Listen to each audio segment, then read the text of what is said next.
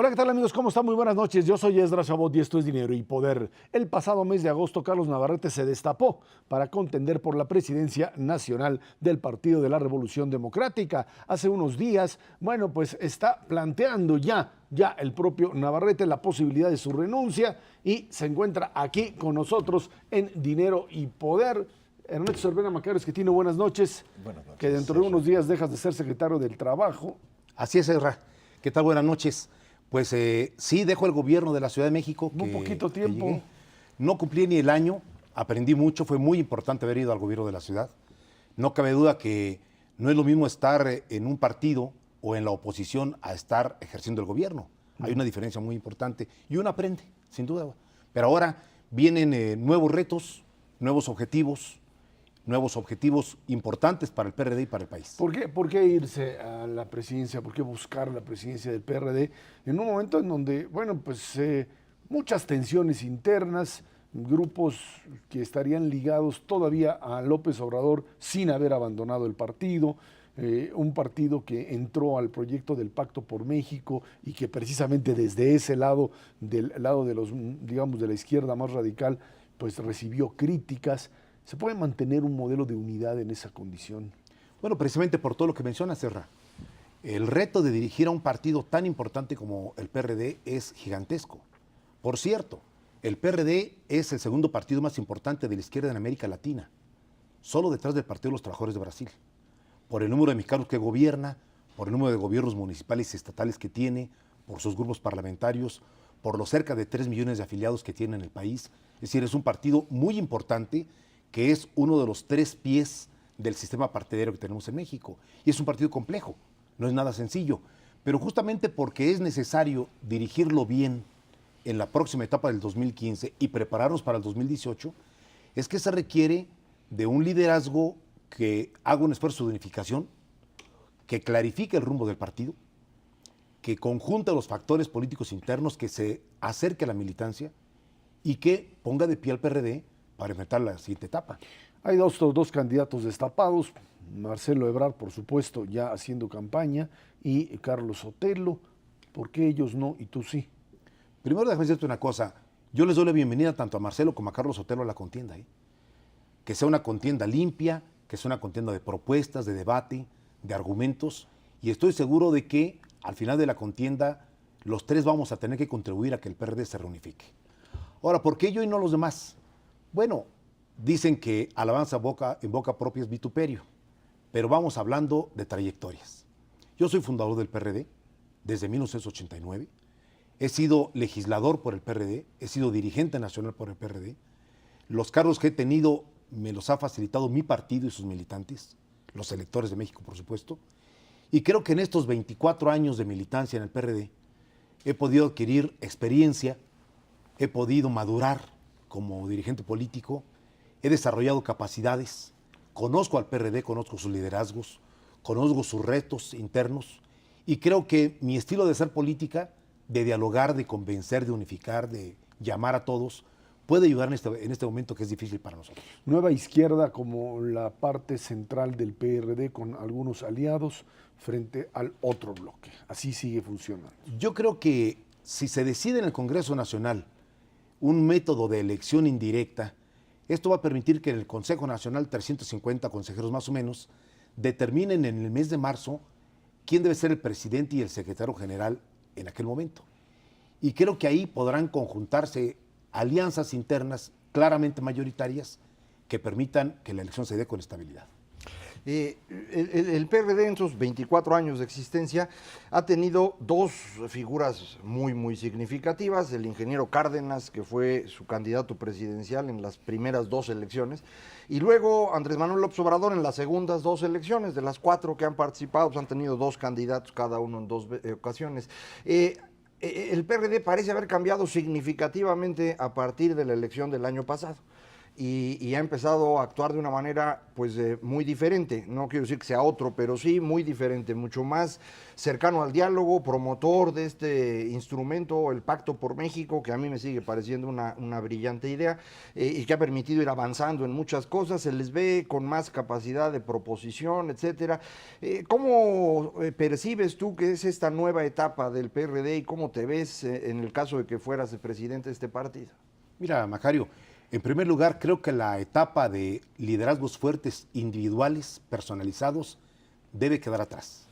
Hoy lo que el PRD requiere es equipos colectivos, grupos dirigentes colectivos.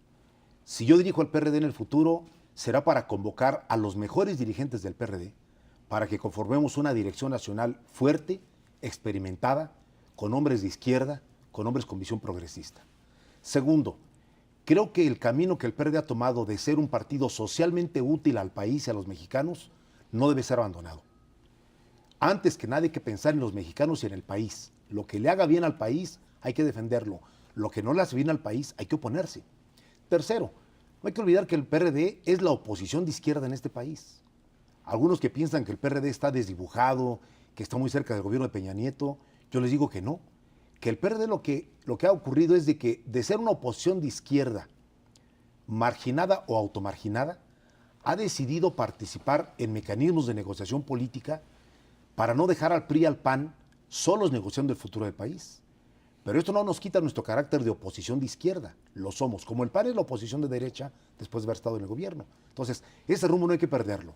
Ahora, tiene que ser un partido mucho más cercano a sus militantes, un partido mucho más cercano a sus electores, a los que representamos en las cámaras y en el gobierno, un partido más eficiente en el ejercicio de gobierno estatal y municipal, un partido que sea canal de participación de millones de mexicanos, entre otras cosas, para que no haya tentaciones de irse por canales extrainstitucionales o ilegales, que sería muy peligroso. Carlos, dentro de esta historia reciente y este viraje que ha tenido el PRD, hay muchos jóvenes, especialmente esta chamacada, que de alguna manera ha estado tentada a irse a Morena, que está un poco decepcionada. ¿Qué decirle a los jóvenes? Porque un partido que quiere crecer, un partido que quiere hacerse más fuerte, pues tiene que buscar a esos chavos que votaron apenas hace un año y medio por presidente de la República, perdieron, probablemente de izquierda, y que quieren ver algo hacia adelante y que evidentemente no quieren esta parte del no por el no, sí están convencidos, pero son jóvenes, están inquietos. ¿Cómo canalizar? ¿Qué decirles? No a las estructuras que ya tenemos desde hace 24 años en el PRD, a esos jóvenes que tienen 18, 19 años, que están empezando a vivir esta vida democrática en el país. Déjame decirte que el tema que tocas es uno de los retos más importantes que el PRD tiene como partido de izquierda. Un partido de izquierda que no logra entusiasmar en su proyecto político a los jóvenes no tiene futuro. Estoy convencido de ello. Pero ¿qué tipo de alternativa política les damos? ¿La protesta en las calles solamente, que lleva a la impotencia y al fracaso? ¿El acomodo en las cámaras para ser los diputados o burócratas del partido? No caben todos. No caben todos. ¿Qué necesitamos? Una propuesta política atractiva y transitable para los jóvenes. Necesitamos generar una nueva esperanza en un futuro mejor inmediato, porque si algo caracteriza al ambiente del país es la desesperanza, la desesperación también. Se nos han juntado muchas cosas. Yo estoy pensando en una gran convocatoria a los jóvenes del país y para ello necesitamos abrir al partido. Lo digo de una vez desde ahora para que nadie se sorprenda de que no lo dije en su momento. Necesitamos romper el sistema de cooptación de las corrientes internas en el PRD. Necesitamos abrir las compuertas del PRD para la participación de nuevos personajes. Necesitamos abrir las candidaturas externas a personajes de la sociedad, aunque no sean periodistas. Y necesitamos convocar a los jóvenes a darles tareas y responsabilidades en este proyecto político. Si no, no llegaremos lejos. Carlos, este planteamiento se lo escuché en varias ocasiones a antiguos presidentes del PRD, el propio Jesús Ortega, el propio Zambrano, toda esta visión de una alternativa socialdemócrata moderna. Sin embargo, pues la tentación, yo diría, de la inercia dentro del partido no les permite manejarse. Esta confluencia además de sectores de expriistas dentro del partido como parte de este concepto, lo volvió algo así como una reedición en muchas partes del nacionalismo revolucionario priista, con una tendencia mucho más hacia la izquierda. Para muchos esto ya no funciona, esto no es una opción de izquierda moderna, y tú dices romper con muchos modelos de corrientes, también quizá romper con ciertos dogmas con respecto al papel del Estado y de la idea de redistribución del ingreso vía mecanismos que no han funcionado en otros lugares. A ver, el tema que tocas, Ezra, es definitorio para lo que viene en el futuro del PRD. Deja sintetizarlo. ¿Cómo logramos no alejarnos del 18-20% del electorado que en las duras y en las maduras nos ha acompañado? Tu voto duro. Y es nuestro voto duro, que es bastante reacio a aceptar modelos de otra naturaleza que no sean muy claramente de izquierda. ¿Cómo lograr captar nuevas simpatías electorales de otro 20% de la población que no ve en el PRD una opción atractiva porque lo ve demasiado radicalizado o demasiado estatista o demasiado en el no? Ese es el gran problema que tenemos internamente. ¿Cómo avanzas hacia el otro 20% sin perder tu 20% de base? Por eso yo digo que la siguiente etapa tenemos que reencontrarnos con nuestros afiliados y con nuestros electores. En primer lugar, Ezra, no soy de los que quieren dar el salto mortal de abandonar tu base tradicional para irte a una nueva base que todavía no tienes, porque puedes quedarte en el aire.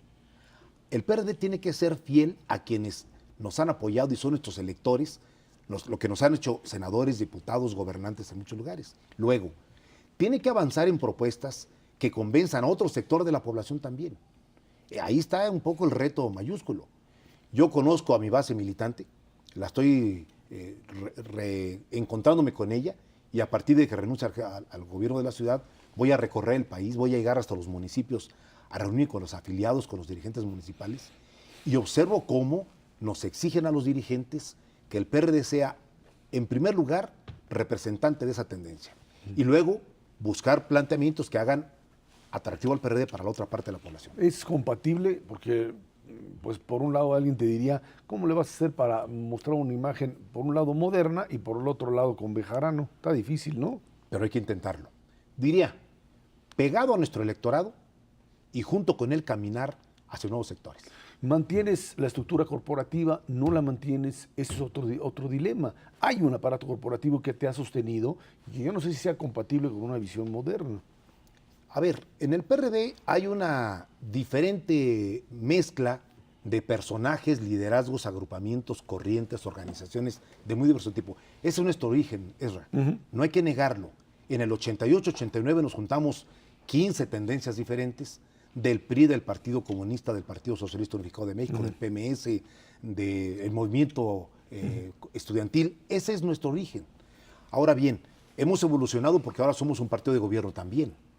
Ya sabemos lo que es gobernar y el reto de sacar buenos resultados.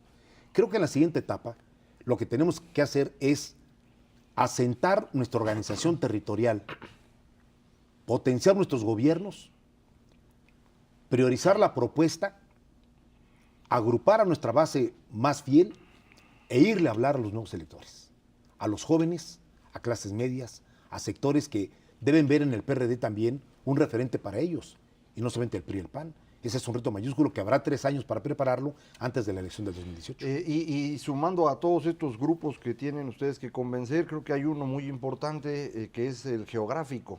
Es decir, el PRD está muy anclado a una zona que va de Guerrero para el DF, con los cachitos en Zacatecas y Tabasco, pero eso es lo que hay. Fuera de esos territorios solamente ganan votos en las elecciones presidenciales y tengo la impresión que es un antipriismo que se cosecha en ese momento, pero nada más. ¿Cómo moverse hacia allá también, incluir además de los jóvenes y clase media y demás, esta distribución geográfica que creo que tienen que ir ampliando, ¿no? Deja darte un dato, Macario. En todos los países donde la izquierda es competitiva o es gobierno, tiene zonas fuertes, zonas regulares y zonas malas. Sí, claro. En Brasil, el Partido Socialista tiene unas zonas y la derecha tiene otras. En Chile también. En España hay provincias donde el Partido Socialista Obrero Español nunca gana, ganan los populares. En Italia, el norte es del polo patriótico de Berlusconi y el polo de la libertad, y en el sur está la izquierda italiana. En México pasa una cosa semejante, por cierto, también con norte y sur. Sí. el 60% de la fuerza del PRD está en 10 estados, de Michoacán, Estado de México, al sur-sureste. Así es. En otros 6 estados, está el otro 15%. Y el 25% restante está en 16 estados del centro-norte del país. Por condiciones sociológicas, por la situación de la sociedad, por la economía, por la cercanía con Estados Unidos, por el desarrollo económico, por muchas razones, en el norte se nos dificulta mucho entrar y sin embargo en elecciones presidenciales hemos ganado elecciones importantes en Baja California, en Baja California Sur. Esto es el reto. ¿Cómo descifrar eso? Bueno, yo tengo una primera definición. No hay que ver el país como un todo. Las políticas para Chiapas no pueden ser las mismas políticas para Nuevo León. Y al partido en Chiapas hay que tratarlo igual, diferente que el de Nuevo León. Carlos Navarrete, aspirante, así te presento, aspirante a la presidencia del PRD. Pues muchas Espero regresar en marzo a la primera entrevista como presidente electo con ustedes aquí. Sí, muchísimas gracias. Vámonos a una pausa. Esto es Dinero y Poder. Los maestros de la Coordinadora Nacional de Trabajadores de la Educación, la CENTE, no quitan el dedo del renglón y continúan su plantón en la Ciudad de México, pese a la división que hay entre los mismos profesores por continuar con las manifestaciones. Los grupos de choque de Oaxaca son los que siguen pues haciendo ruido. Y este problema de la reforma educativa, parece que el asunto pues ya este arroz ya se coció, esto ya se aprobó. Queda por, digamos, negociar cosas que tienen que ver con dinero, por un lado, fundamentalmente, y con cierta negociación política sobre detenidos de la coordinadora, que pues es parte de la negociación que siempre se hace. O sea, es un juego casi de rehenes, ¿no? Yo soy el rehén tuyo, yo te quito algunos de los tuyos y te los cambio porque te regreses. Así juega, ¿no? Ahora, el problema cuando hablamos de la reforma educativa ya aprobada es cómo se instrumenta en estados como Oaxaca. O sea, ¿qué va a pasar en lugares como Oaxaca, en donde, quiero ver quién va a evaluar a estos maestros, quién va a entrarle a todo este mecanismo interno? ¿Lo hace el gobierno del estado? No, ahora está pues más centralizado que antes y lo tienen que hacer pues la propia instancia del Instituto Nacional de Evaluación Educativa. Yo quiero ver cómo lo hace. Sí, no es una cuestión fácil cómo se va a implementar, sin embargo creo que pues cuando menos ya hay una base legal de la cual partir para hacer las cosas de una forma diferente, y eso es en el fondo a lo que la CENTE se enfrentaba. Lo que la coordinadora quería evitar es la pérdida del control del ingreso, la permanencia, los ascensos dentro del sindicato. Hay que acordarse que la coordinadora pues tiene un sistema de puntos a su interior que tienen que ver con que los profesores participen precisamente en estas manifestaciones y presión política, y a cambio de eso les van dando chance de moverse pues del pueblito que está en la sierra a una plaza en la ciudad con un poquito más de sueldo. Es un control interno brutal. Esto es lo que la coordinadora quería mantener, creo que no lo logra, y creo que poco a poco vamos a ir cambiando, pero va a tardar. Tenemos, por ejemplo, en el caso de la sección 22, yo he escuchado, he visto en medios, que se habla de 20,000 profesores que están asignados a labores de sindicato. Buena parte de ellos me imagino que no son profesores, sino golpeadores o gente que se dedica a esto de las manifestaciones. ¿Cuánto vas a tardar en que esos 20,000 desaparezcan? Pues no está sencillo. De hecho, pues como quedó la ley ahora, vas a poderlos sacar de las clases, pero pues como no estaban en las clases, van a estar ahí todavía y hasta que suelten la plaza, que va a pasar en 15 años. Otros procedimientos que se van a estar haciendo si la reforma fiscal se aprueba como está, es que el presupuesto ahora lo manejará el gobierno federal. Eso va a permitir ya hacer algunas cosas, y bueno, el sindicato de trabajadores de la educación ha dicho que pues se aplique la ley y los que no han ido a dar clase que los corran, y que hay un montón de profesores disponibles. De hecho tienen una sección adicional en Oaxaca, la 59, que poco a poco, entiendo yo, ha ido avanzando, tratando de cubrir espacios que tenía la 22. Vamos a ver cómo se va dando esto. No es un asunto fácil. Hay que entender que la Coordinadora de Trabajadores de la Educación lleva 30 años en construcción, entonces no la vas a acabar en 30 días, ¿no? Independientemente de si se ha pasado o no se ha pasado este escalonzote que es la parte de evaluación, yo creo que es bastante claro para propios y extraños que no se ha dado un paso relevante para hacer una reforma educativa que toque la parte curricular. Y es una muy buena parte de lo que dicen los maestros. O sea, bueno, está bien, evalúame, ya nos pelearemos después. ¿Cómo me evalúas? ¿Bajo qué criterios? Si es el de la OCDE o si es el uno que creemos los mexicanos, si va a ser diferente para los maestros del norte o del sur. Mal que bien, esa parte de evaluación yo creo que ya todo mundo la tiene digerida.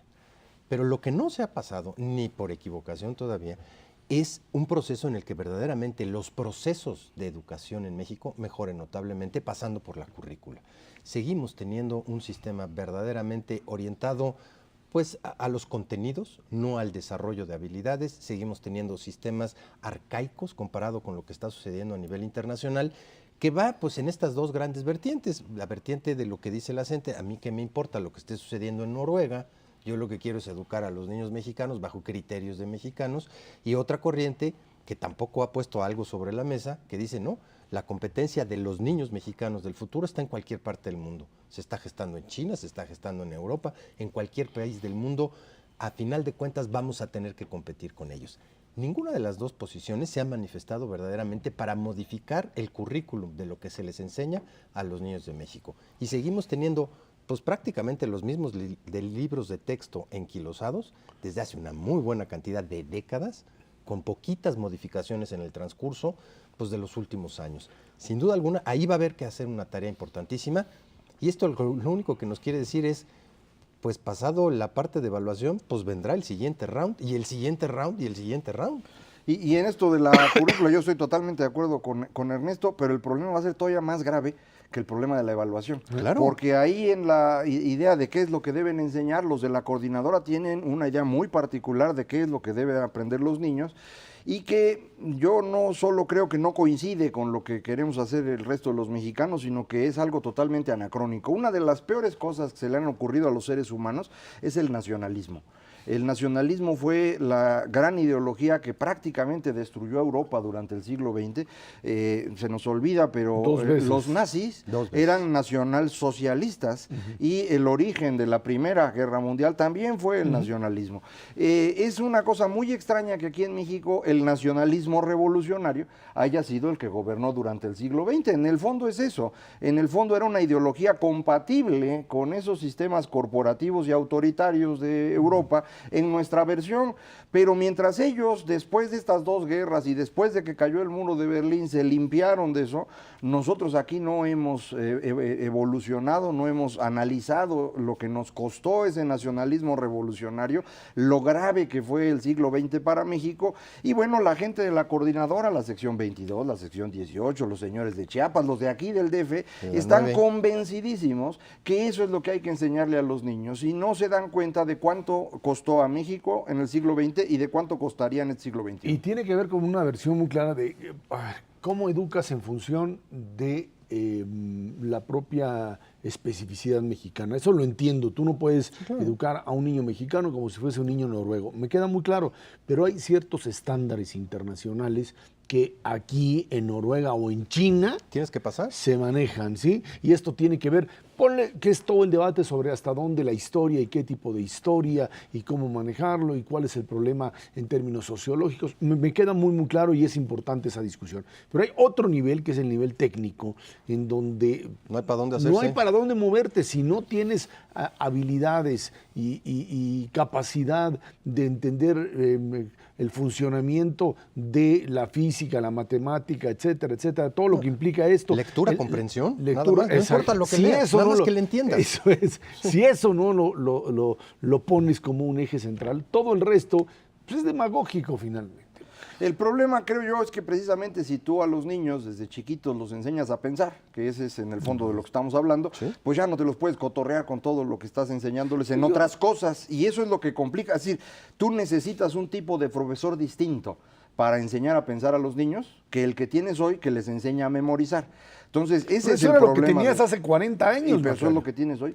Los profesores que tienes hoy en la mayor parte de las escuelas en México se dedican a que los alumnos memoricen, y estoy hablando de primaria y de secundaria y de preparatoria y de profesional, en donde los jóvenes ni siquiera en profesional aprenden a leer comprendiendo lo que están leyendo, es memoria. Eso no sirve para nada. El principal experto que tiene el Banco Mundial para el asunto de educación y economía, que se llama Eric Hanushek, ha hecho muchos estudios al respecto y publicó hace unos años un documento de trabajo en donde lo decía muy claramente, la razón por la cual América Latina crece menos que otros continentes es porque los niños no desarrollan habilidades cognitivas en las escuelas latinoamericanas. No es únicamente un problema de México, ocurre en toda América Latina. Es capacidad de conocimiento. No pueden pensar, no los enseñamos a pensar, los enseñamos a repetir y luego queremos que piensen cuando son grandes, pues ya no hay cómo hacerlo.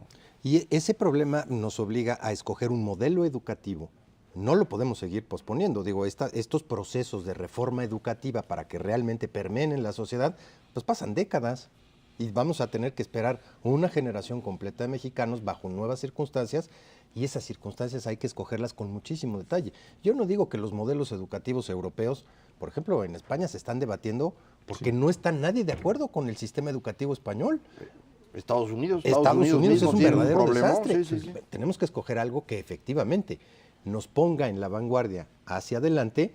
Híjole, pero nos va a costar un trabajo enorme y ni siquiera hemos empezado a discutirlo hoy por hoy. Hemos discutido aspectos laborales del magisterio, no cabe la menor duda, que eran fundamentales, y aspectos de evaluación de los maestros. Pero no la parte de reforma educativa que requiere este país. Es que yo regreso un poco al argumento de Macario con respecto al modelo de país que teníamos. En la misma discusión sobre reforma energética, el problema central está en que tienes un aparato corporativo llamado Sindicato de Petróleos Mexicanos que te toma, decide y en el caso mismo de la educación sigues manejando eso. Yo creo que al PRI lo que más hay que reclamarle es que cuando decidió que había que entrar en un proceso de modernización, llámese Salinas Cedillo, de la Madrid todavía en algún momento, quisieron correr en paralelo, o sea, generar un modelo de economía moderna, manteniendo un aparato corporativo de control político. Y eso no funciona.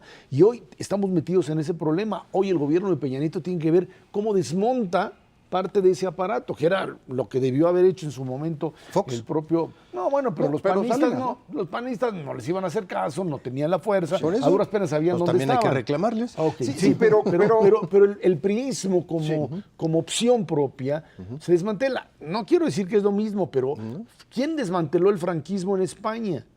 Ellos, Adolfo Suárez, etcétera, dijeron, hasta acá, señores, se murió Franco, desmontemos esto, quitemos los sindicatos corporativos y empecemos a funcionar en un modelo democrático. Aquí no se hizo. Yo creo que tienes toda la razón, esa es la gran queja contra Salinas. Creo que Carlos Salinas intenta la modernización económica de México, era importantísima, pero lo hace sin modernizar la política para seguir manteniendo el sistema autoritario. En aquel entonces se decía perestroika es como sin China. glasnost, Sí, ¿no? Y eso fue lo que hundió a la Unión Soviética y creo que a nosotros también, aunque más despacito. Vámonos a una pausa, de regreso platicamos con usted las propuestas de reforma hacendaria, todo lo que implica los cambios económicos en el país que se siguen debatiendo. Esto es Dinero y Poder. El paquete económico propuesto por el presidente Peña Nieto para 2014 plantea un crecimiento anual de 3.9%, inflación del 3%. Para muchos sectores, presupuesto y reforma fiscal son de bajo impacto e insuficientes para el país. El Consejo Coordinador Empresarial rechaza la homologación de IVA en la frontera, cobro de IVA en colegiatura, compraventa de casas. Pues prácticamente toda la reforma fiscal le dicen que no la quieren. Lo mismo Coparmex. Así está esta discusión, que pues se seguirá todavía un tiempo hasta que pues alcancen a llegar a un determinado compromiso político. Yo creo que se están jugando o nos estamos jugando aquí entre esta reforma hacendaria y la reforma energética una buena parte de pues, lo que será este país en los próximos 5 años, ¿no? A lo mejor suena muy dramático, decir, bueno, no pasa nada, siempre es así, luego al ratito ya vemos cómo lo componemos. Yo creo que ya se están acabando totalmente las fichas de reserva que teníamos y que a partir de esto una reforma fiscal que no conjugue, por un lado, recaudación con posibilidad de crecimiento económico, las dos partes en medio de toda esta discusión, y apuntalada por una reforma energética. Si esto no funciona, podemos cerrar la puerta y, bueno, pues no sé qué hacer, esperar a que esto reviente en algún momento. Yo estoy absolutamente convencido de ello. El presidente Peña Nieto apostó a que iba a hacer las reformas y eso es lo que vendió fuera del país. Por eso al inicio de su sexenio todo el mundo le echó porras afuera.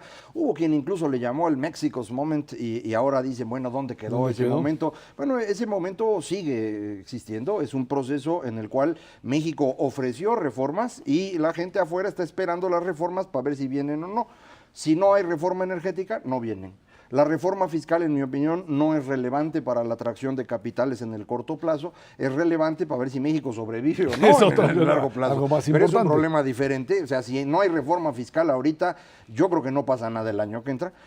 Si no hay reforma energética, sí pasa algo, y es que de aquí en adelante no vuelve a haber inversión en México en cantidad importante, porque no vale la pena venir a un país que es de opereta. Y entonces vamos a tener un problema muy serio porque no nos alcanzan nuestros recursos para seguir trabajando. Fue la apuesta del señor Peña Nieto y esa apuesta tiene ya pues menos de 90 días para cumplirse, ¿no? A ver, hay que poner las cosas un poquito en contexto. México viene de muchas décadas de posponer cambios estructurales. Viene también de un proceso en el que se alcanzó estabilidad macroeconómica, con sangre, sudor y lágrimas, pero México es hoy reconocido como una de las economías emergentes con mayor estabilidad. Nos la echamos a pulso, quitamos el déficit público, quitamos el déficit con el exterior y el sobreendeudamiento privado. Ahí está, puesto sobre la mesa. ¿Para qué nos alcanzó eso? Para crecer al 2.8% en promedio por año. No es suficiente dado que requerimos crecer al 5%, cuando menos, 5 o 6%, para generar 1.2 millones. Para eso se requieren las reformas estructurales. 1.2 millones de empleos, correcto. En ese contexto, pues durante este año, hay que hacer las cuentas, ya se aprobó la reforma laboral, ya se aprobó la reforma de monopolios en telecomunicaciones, ya se está, en principio, toda la reforma financiera, la reforma, llamémosla educativa, pero ya vimos que no es tanto educativa, sino de evaluación de los profesores, y están las otras dos puestas sobre la mesa, más la política, la energética, la fiscal, y lo que puede ser política, pero yo creo que se va a quedar en electoral. 7 reformas de gran calado constitucionales para un país como México es de admirarse. Sí, sí. La verdad, bueno, independientemente de lo que jalen. Las dos cruciales quedaron para el final. La energética, coincido plenamente, si no hay reforma energética, pues nos podemos quedar por los próximos 5 años resignados a crecer al 2.8%, como lo hemos venido haciendo, y a aspirar a 15,000 millones de dólares en promedio por año, que sería la cuarta economía en América Latina. Por arriba de nosotros, recibiendo más de 15,000 millones de dólares por año, está Brasil, está Chile y ahora está Colombia y Perú. Sí, ya somos la quinta. Ya somos la quinta. No, bueno, sería un verdadero desastre y una tragedia por lo que ya hemos hecho, porque ya pasamos lo peor, porque lo peor fue estabilizar esta economía y nos costó 20 años. Dado ese esfuerzo que ya hicimos, no hacer las reformas estructurales de fondo y de gran calado, pues que en el margen nos cuestan relativamente poco, sería un verdadero desperdicio. Yo sí veo la reforma fiscal corta respecto de lo que debería de ser el horizonte de mediano y largo plazo, y la reforma energética también, un poquitito corta respecto a la profundidad que debería alcanzar, pero suficiente para atraer esa inversión extranjera que nos permita crecer un poquito más. La apuesta, sin embargo, en esta combinación de fiscal con energética, híjole, me parece que una es increíblemente dependiente de la otra. La reforma fiscal, dado que es insuficiente para generar recursos tributarios, depende crucialmente de la reforma energética para generar los recursos no fiscales, petroleros, para que el país pueda subsistir adelante. Aquí efectivamente hay relación entre las dos. Yo no creo que esto sea obligadamente una limite a la otra. La energética está hecha de una forma muy pequeñita para que sea algo que se discute y que si se llega a aprobar nos abre la puerta para el futuro. Es decir, lo que está haciendo es romper, si se logra, con esta vieja tradición del nacionalismo del que ya hablábamos, lo dejas atrás y a lo mejor en 2 o 3 años puedes discutir algo distinto. En la fiscal creo que pasa algo parecido. La parte de reforma fiscal en impuestos sobre la renta a mí me parece bastante bien. Me parece bien lo que se hace en materia de federalismo fiscal, a lo mejor insuficiente, pero bien. Todo el problema está en el IVA. Sí, la discusión importante se quedó en el IVA porque el IVA debíamos haberlo hecho IVA generalizado y además varias de las cosas que pusieron, frontera, probablemente rentas, probablemente compraventa de casas. Regímenes especiales. Eso hubiera, porque el IVA en alimentos y medicinas es un huecotote donde se meten un montón de empresarios a saquearnos y esto es algo que no se parece que se entiende. Yo creo que es un problema político y que se iban a aventar la energética y no querían meterle más herramientas a Andrés Manuel López Obrador o algo parecido, pero pues... A ver, la estrategia del gobierno y del PRI, insiste, es que quiere hacer correr las tres reformas importantes que quedan al mismo tiempo. O sea, quiere jalar, por un lado, la reforma hacendaria, ¿sí?, por otro lado, la reforma energética y la reforma política. yo tengo muy claro que para el gobierno el asunto de la reforma política va a caminar siempre y cuando las otras dos vayan haciéndolo. Pero ¿con qué profundidad, Ezra? por eso es que se habla de la necesidad de establecer calendarios que cuadren una con otra para que de esa manera se pueda avanzar. Si no, nos podemos atascar, porque si en un momento determinado hay un pleito en la reforma política por la segunda vuelta o por lo que tú quieras, esto te va a hacer que las otras dos se paralicen. Entonces, por eso es esa necesidad incluso de tratar de meter al pacto todo junto hasta la propia reforma política para que de esa manera salga. Me queda claro. Pero a ver, hay fechas determinantes. El 15 de noviembre tiene que estar aprobado el paquete fiscal en su conjunto. Para que eso esté aprobado de acuerdo con lo que ha dicho el PAN y el PRD, tenemos que también tener la política, si no yo no te firmo, compadre. Entonces, en tiempos legislativos tendría que estar el 15 de noviembre la política y la hacendaria, llamémosle así. Y luego tienes 15 días más para discutir la constitucional, no la ley secundaria, de la energética, que a final de cuentas es algo factible. O sea, porque vas a modificar el artículo 27 y 28 y tienes 15 días para discutirlo. Sí. De hecho, Yo sí lo veo 15 factible. días está discutiendo en desde esos días, ha el habido los foros y Sí, demás. por Ya eso, es una pero- cosa muy discutida, se puede votar el mismo día 15, en el momento que terminas de votar. Lo Y otro, hasta se votas pueden ir de esta. vacaciones. Y yo había sugerido aquí en programas anteriores, ¿por qué no juntamos la votación en una es. sola votación No, constitucional imposible. para Eso sí no se simplificar? puede. Simplifica las cosas, no es imposible. No, porque además tienen un chorro de cosas de gente que votar y de... Bueno, aquí lo que sí nos queda claro es que para el gobierno es una carta que si no la puede cumplir, si no la puede sacar como tal, no solamente en términos de lo económico, que ya lo hemos platicado, sino también en términos de lo político, se le acabaría parte de este bono obtenido desde, incluso antes de la toma de posesión, en donde esta Sería el idea del Atenco. Pacto por México lo sacó adelante, ¿no? Sería el Atenco de esta administración. Y te amuelas en términos hasta de infraestructura y de un chorro de cosas que tienes como proyectos viables de mediano y largo plazo. Eso es el tipo de decisiones que se toman desde un puesto de poder político en el cual se pone en riesgo el capital político prácticamente completo. Y si no sale adelante, pues la derrota es total. total. Es lo mismo que le pasó al presidente Fox con el aeropuerto. Y a partir de ahí dejó de gobernar, ya no había quien le hiciera caso. Todo el mundo sabía que Ni el Martita. presidente Fox no iba a tener autoridad en nada. Y entonces el pobre pues echó 4 años y medio sin hacer mucho desde el gobierno. Entonces le pasaría lo mismo al señor Peña Nieto. Yo creo que eso no quiere que le ocurra, yo creo que está trabajando en lograrlo. Y fue muy interesante como el PAN y el PRD se salen del pacto con su reforma política, la anuncian por fuera, y entonces el PRI brinca y dice, no, el pacto sí la va a sacar, y entonces ya se arreglaron sus cosas y lo van sacando. Es decir, sí están reaccionando y sí quieren sacar todo junto, y yo sigo viendo muy factible esto. A lo mejor hay que cambiar cosas, sobre todo en la fiscal. En la energética no puedes cambiar mucho porque son 2 parrafitos. Pero en la fiscal sí hay muchas cosas que puedes quitar, arreglarle tantito, posponer. Por ejemplo, una solución sería, dejen el IVA como está. No le muevan nada ahorita y nos esperamos al año que entra para discutirlo en las condiciones del próximo año. Ya vemos que se puede hacer.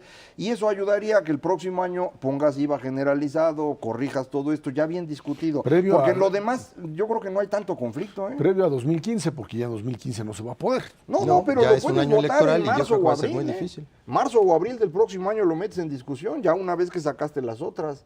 Entonces, digo, hay cosas que se pueden hacer y yo creo que el presidente debe estar discutiendo con su gente cuál es la mejor forma de sacarlo, pero si no tiene la energética para el 31 de diciembre, Eso sí Finito. sería un problema. Sí. muy serio. Laura, en términos de la energética, lo que queda claro es que el mensaje que tiene que dar para los posibles inversionistas, ahí es donde está la clave. O sea, Nada más necesitan un mensaje, modificar la Constitución en su artículo 27 y 28. Ya las leyes secundarias puedes definir específicamente ¿Cómo van a ser el los espectro contratos? de no concesiones, ya lo dijiste, Todo pero lo demás. contratos hay de 2 tipos, o de producción o de utilidad, ya dijiste que serían de compartición de utilidad, y desde luego quitar la parte de prohibición del sector Pero privado. es más importante que eso, porque no es únicamente lo energético. Lo que mostraría esto a los inversionistas es que el presidente, el Congreso y México entero está interesado en hacer las cosas de forma diferente y quiere inversión. Entonces es una señal maravillosa para el resto del mundo. y si no sale, pues sería una cosa Sí, bastante verdaderamente, triste. verdaderamente catastrófica. Vámonos a una pausa, de regreso platicamos con usted. Economía norteamericana crece lento, todavía crece, ahí estamos metidos todos en un grave problema. Esto es Dinero y Poder. La economía de los Estados Unidos mostró números positivos en el segundo trimestre de este año. Aumentó 2.5%, lo que apunta hacia el fortalecimiento de la actividad productiva para fin de año. Esta cifra contrasta con el 1.7% inicial y coloca a este como el periodo de mayor crecimiento durante los últimos 12 meses, de acuerdo con cifras oficiales. Bueno, pues ahí están.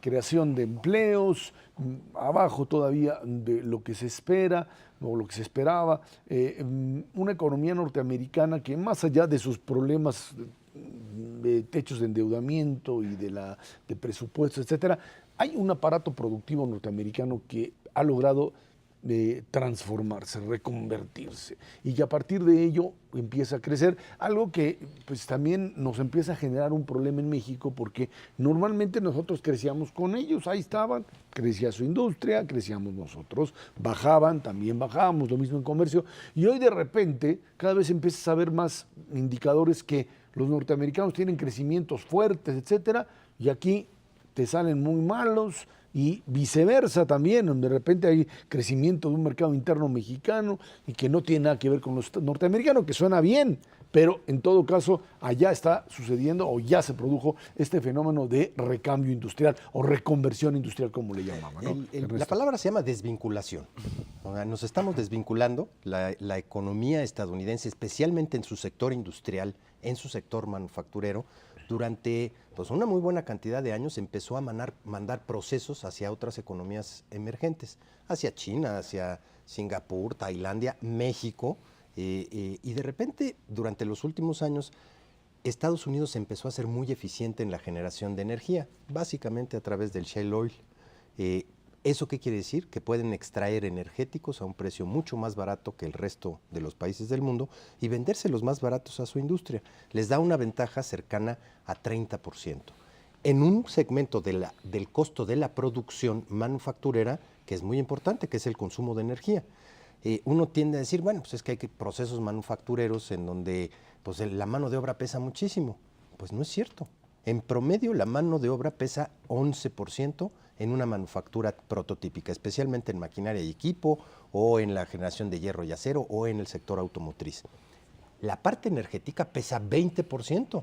Y si tú eres más eficiente en esa parte energética, independientemente de cómo estés en la parte de costos de mano de obra, pues te regresas los procesos hacia los Estados Unidos, y eso es lo que hemos visto no solamente con México, sino con prácticamente todas las economías emergentes. Se han desvinculado de la economía norteamericana como lo era en las últimas 2 décadas. Yo te diría, tenemos un reto muy importante y tenemos una ventaja enorme respecto a otras economías emergentes para disfrutar de este crecimiento que están teniendo Estados Unidos. ¿Qué crees? Nosotros también tenemos shale oil. No lo tienen muchas economías del mundo. Nada más hay que sacarlo, nada más hay que ponernos de acuerdo para que eso funcione también para nuestra industria manufacturera y poder reiniciar este vínculo hacia adelante. Porque todos los indicadores de Estados Unidos, excepto el de empleo, que a lo que le tiran es a 200,000 mensuales y siguen entre 140, 160,000, 180,000, no le pegan todavía esos 200,000 en manufacturas. En el sector construcción de vivienda, que es donde estuvieron fregadísimos desde el 2007, 2008, ya están otra vez en esos mismos niveles, están construyendo bien, hay confianza de los consumidores, hay confianza de los productores, pues nada más no nos estamos montando en eso. Lo que está viviendo la economía de Estados Unidos es un cambio tecnológico muy profundo desde hace buen rato, pero esto se hizo evidente con la crisis de 2009. Porque esa crisis derrumbó efectivamente este sector de construcción y financiero asociado a la construcción y dejó ver claramente lo que estaba pasando en otras partes de la economía que no eran tan evidentes antes de esto.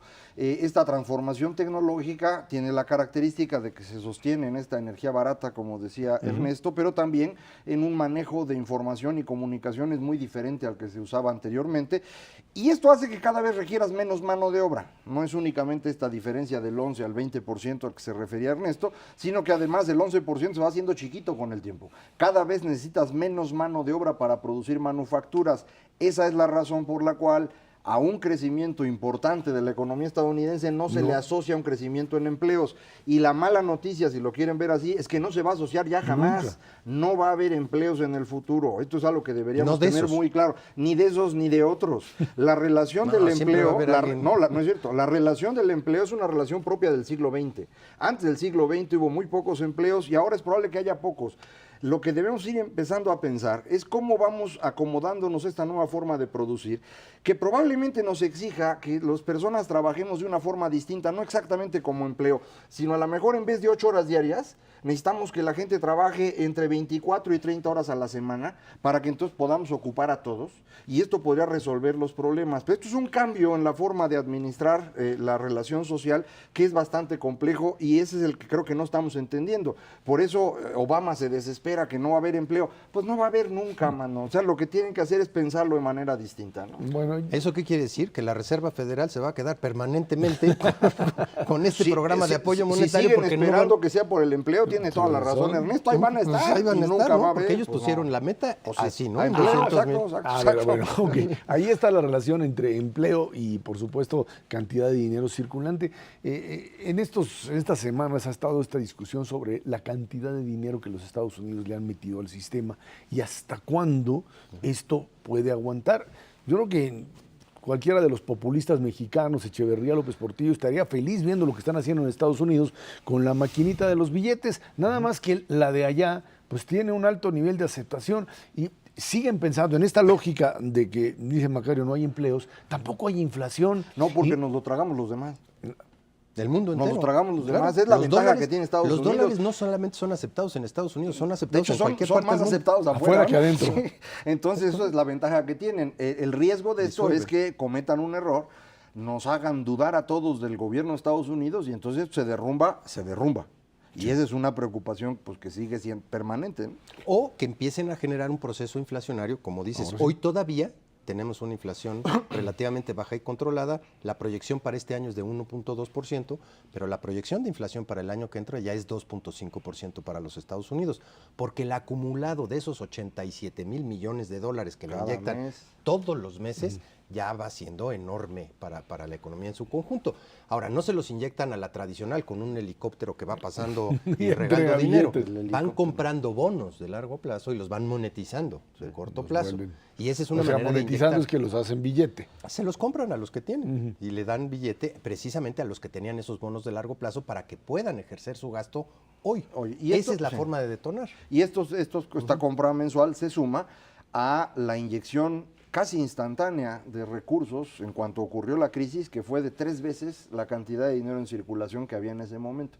O sea, es un brinco espectacular en las gráficas. Entonces, la cantidad de dinero que hay en este momento de Estados Unidos es grandísima.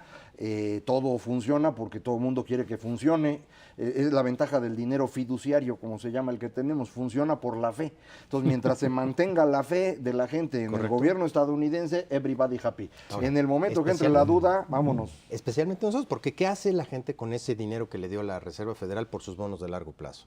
Pues lo que quiere es tener un rendimiento grande hoy. Entonces se voltea y dice, ¿A quién se lo prestó? ¿a quién? Pues a México, porque tiene una tasa de interés más alta que Estados Unidos, o a cualquier otra economía emergente que me garantice estabilidad, pero que me dé un mucho mejor rendimiento del que tengo en largo plazo. Bueno, el problema en es que Estados esos Unidos. dólares que llegan a México, luego hay gente que los toma, se va a Nueva York, se los gasta allá, entonces acabamos en un ciclo en el cual México no se beneficia, ¿no? Bueno, pero el problema es que se los gaste, no que los invierta ya en bonos Eso otra sería vez. peor, sería peor. Eso es Sí, todavía sí, peor sin lugar a dudas. que estárselo gastando, pero bueno. Ahora, finalmente la economía norteamericana ha condicionado a muchas economías.